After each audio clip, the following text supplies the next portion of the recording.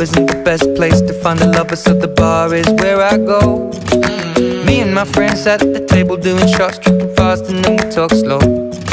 Come over and start up a conversation with just me, and trust me, I'll give it a chance. Now take my hand, stop it, and the man on the jukebox, and then we start to dance. And now I'm singing like, girl, you know I want your love. Your love was handmade for somebody like me. Come on now, follow my lead. I may be crazy, don't mind me. Say, boy, let's not talk too much. Grab on my waist and put that body on me. Come on now, follow my lead. Come on now, follow my lead.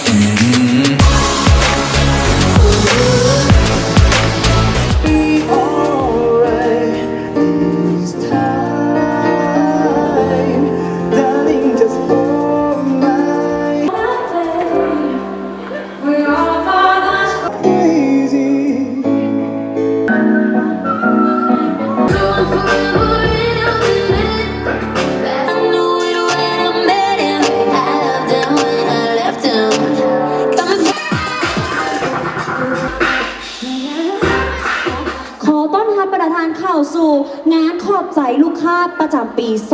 2017 The Mad Diamond Party ภายใต้ห้านคำสีหอมมีซุกหรือว่า SMJ พร้อมด้วยบริษัท WCG Diamond และก็ Aida ลาวจิวเวลรี่ขอเสียงตบมือดังๆให้ด้วยจุดประสงค์หลักของงานในมื้อนี้เกิดเป็นการจัดงานขึ้นกำไรให้แก่ลูกค้าเนาะจะมีการแจกโซ่แจกรางวัลเป็นต้นก็จะเป็นพวกแหวนเพชรแท้1 กะรัตโทรศัพท์ iPhone 8 และรางวัลอื่นๆในการจัดเพื่อ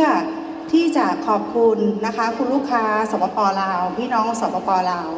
ที่ติดตามนะคะและอุดหนุนสินค้าของทางบริษัทผ่านตัวแทนจำหน่ายแห่งเดียวนะคะในประเทศลาวคือทางร้านคำสีหอมมีสุหรือ SMJ Diamond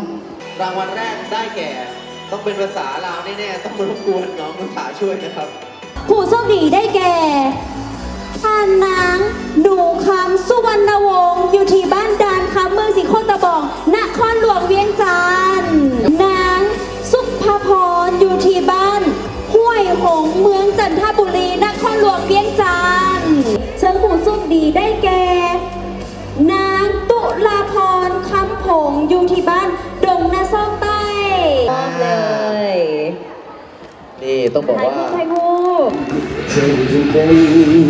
ต้องไม่ย้ำเพียงนาน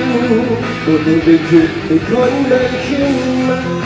พูดต้องมาอธิบายสัญญาว่าสิฮอดน้ำกันนะ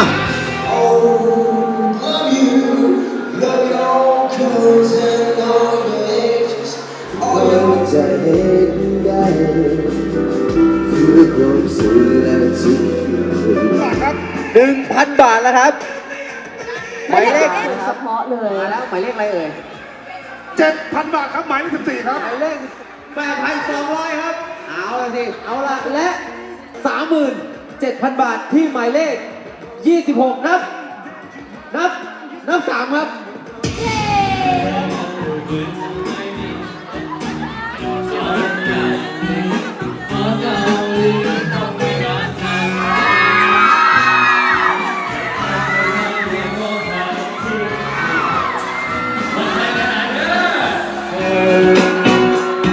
รู้ไหมใจฉันดวงนี้มันสับสน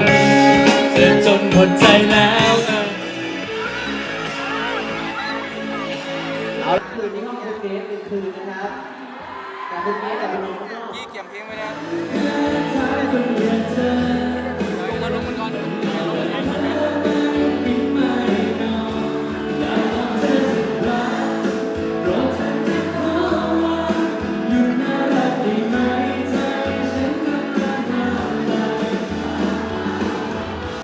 We talk for hours and hours about the sweet and the sour and how your family's doing okay.